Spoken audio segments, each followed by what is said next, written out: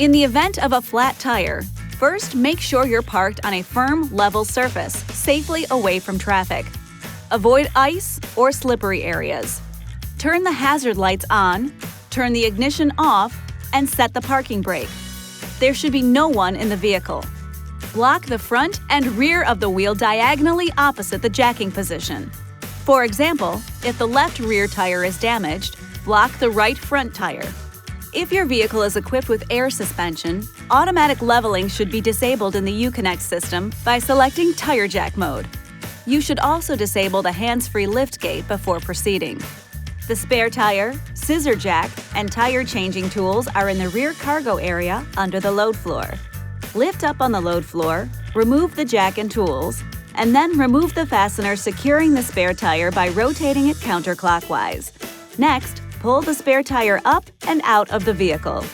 Now go to the damaged tire and use the lug wrench to loosen, but do not remove the lug nuts. One turn counterclockwise with the wheels still on the ground. Triangular symbols on the sill molding indicate the front and rear jacking locations. To change a front tire, place the jack on the body flange just behind the front tire. To change one of the rear tires, place the jack in the slot on the rear tie-down bracket just forward of the rear tire. Do not raise the vehicle until you are sure the jack is fully engaged. To raise the vehicle, turn the jack screw clockwise with the lug wrench. Raise it until the tire just clears the surface with enough clearance to install the spare. Remember, minimum tire lift provides maximum stability. Okay, now go ahead and remove the lug nuts and wheel. Set the spare on the vehicle with the valve stem facing out. Damage can occur if the spare tire is mounted incorrectly. Reinstall the lug nuts and tighten them clockwise.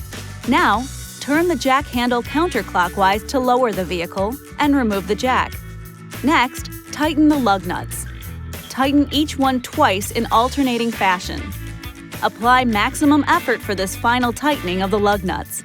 It's always a good idea to have the tightness checked with a torque wrench by an authorized dealer or at a service station. To secure the damaged tire, position the wheel in the cargo area where the spare tire was stored. Install the fastener and tighten it by turning it clockwise. Now just secure the jack and tools in their proper location, and you're ready to go.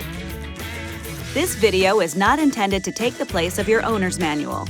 For complete details and other important safety information, please see your owner's information.